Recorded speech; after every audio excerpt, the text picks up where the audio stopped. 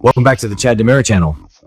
Today is a beautiful, sunny day to dive deep into the absolutely wild, jaw-dropping drama exploding across Salem. We are your ultimate #1 source for all things Days of Our Lives, and we have a massive breakdown for the week of June 8th to the 12th. Grab your coffee, settle into your favorite chair, and let's unpack the sheer chaos heading our way. Let's kick things off with a storyline that is absolutely shattering our hearts into a million pieces right now. We all know Chanel DiMera has been hit with a devastating malignant breast cancer diagnosis while pregnant. But the sneak peeks for the week of June 8 to June 12 reveal that her oncology consultation is an absolute unmitigated disaster. The doctor she sees has a horrific bedside manner, completely lacking the empathy and warmth a young, terrified mother desperately needs. Can you believe it? Chanel feels like she isn't even being treated as a human being, let alone a vulnerable patient with an unborn child to worry about. Because of this nightmare doctor, Chanel actually refuses the medical advice and is completely rejecting the idea of treatment. She wants to delay everything until the baby is born. And you won't believe what happens next, because Johnny DiMera is stepping up to the plate, but he is absolutely terrified out of his mind. Johnny is pushing Chanel with everything he has to change her mind about this treatment plan. Let's be real for a second. Johnny is the son of Sammy Brady and EJ DiMera. He has the fiery, relentless, take-no-prisoners DNA of two of Salem's most stubborn legacy characters. But right now, all that DiMera money and Brady's stubbornness can't cure his wife's cancer.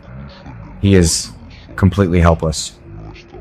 A lot of fans think Johnny is being too pushy by demanding she get treatment, but I'm telling you, it's definitely just pure, unadulterated desperation. He cannot lose the love of his life. This entire situation heavily mirrors the tragic medical storylines we've seen in Salem's rich lore over the past 5 to 10 years. Remember when Chloe Lane was battling leukemia while pregnant with Parker?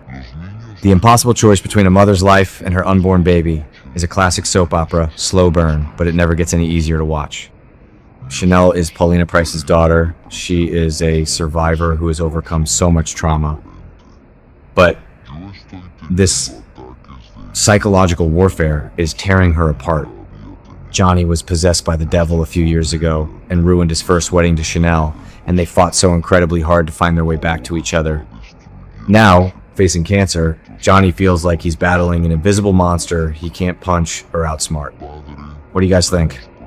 Is Chanel making a fatal mistake by delaying her chemo, or is her maternal instinct guiding her correctly?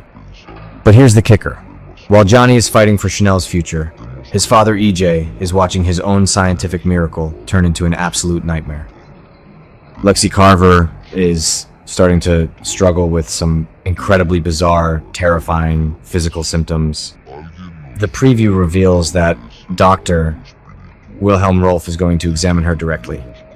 Yes, the diabolical mad scientist himself is running new tests on Lexie. And guys, this is where the plot twist gets incredibly dark. Dr. Rolf is looking into the situation with the resurrected lab rat that suddenly died again. He determines that the lethal side effects of the Versavic serum are actually the root cause of the rat's death. And now, Lexie is showing the exact same signs of cellular degradation. I think this was a huge mistake from the very beginning because EJ DiMera was selfishly playing God. Rolf is now panicking that Lexie isn't just going to die again, but that the serum's side effects might turn her into an absolute maniac before she perishes. That's crazy. Let's rewind a bit. Lexie originally died in 2012 from a brain tumor caused by toxic gases in the DiMera tunnels. Abe Carver's heart was completely shattered. Now EJ has ripped her out of the afterlife just to stroke his own ego, and Abe and Theo are going to have to watch her die all over again.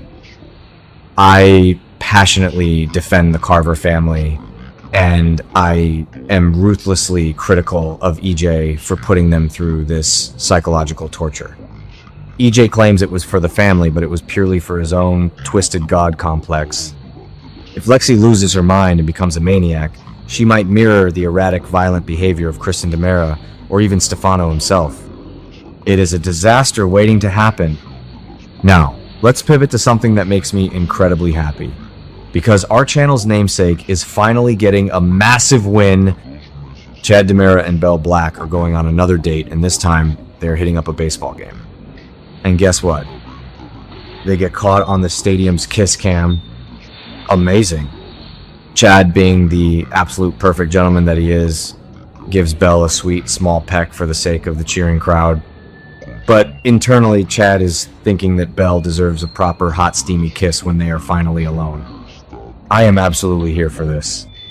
Chad has been through absolute hell over the last few years, and seeing him smile at a normal everyday baseball game is everything we could ever ask for. Let's look at Chad's heartbreaking history for a moment. He lost his soulmate Abigail Devereaux to that absolute monster Clyde Weston. Then he got dragged into that horrific psychological manipulation with Kat Green pretending to be Abigail, which deeply traumatized his young son Thomas. Chad deserves peace. He deserves happiness. Belle is a legacy character, the beautiful and brilliant daughter of John Black and Marlena Evans. She has the pedigree, the brains, and the beauty to stand by Chad's side as an equal. A lot of fans think Belle is too messy because of her past romantic entanglements, but I'm telling you, it's definitely time for her to have a mature, stable relationship with a genuinely good man like Chad. The chemistry between Connor Floyd and Martha Madison is completely off the charts, and this slow burn romance is exactly what Salem needs right now to balance out all the dark DiMera science. Speaking of Belle's messy past, we absolutely have to talk about her ex-husband, Shawn Brady. Jada Hunter and Shawn are finally admitting that their feelings for each other are growing stronger by the minute. Shawn has been recovering from his leg injury at Jada's apartment, and that close physical proximity is tearing down all their emotional walls. They are officially ready to put the friend zone behind them and ignite a real romance. Let's not forget, Shawn and Jada had a wildly passionate affair years ago when they were both cops. The history is there, the foundation is solid, and the attraction is undeniable.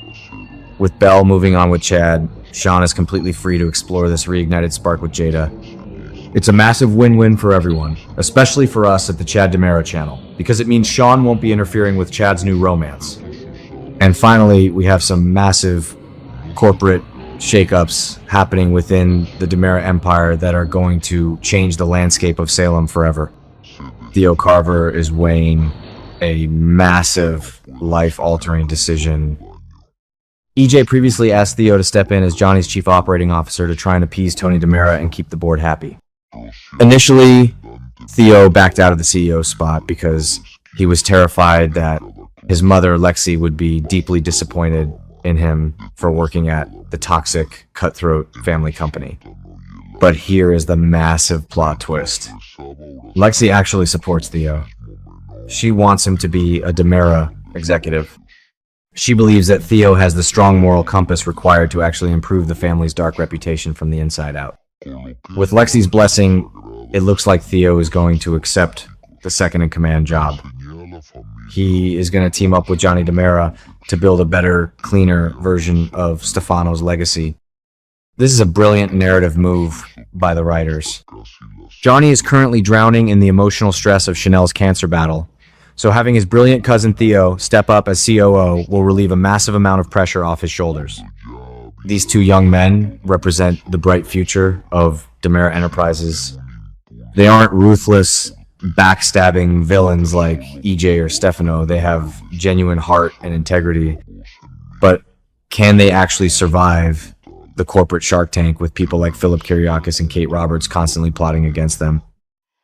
I passionately defend Theo and Johnny's vision, but they are going to have to fight tooth and nail to keep EJ from ruining their plans. What do you guys think? Drop your wildest theories in the comments below, and remember to always stay tuned to the Chad DiMera channel for the absolute best Days of Our Lives analysis.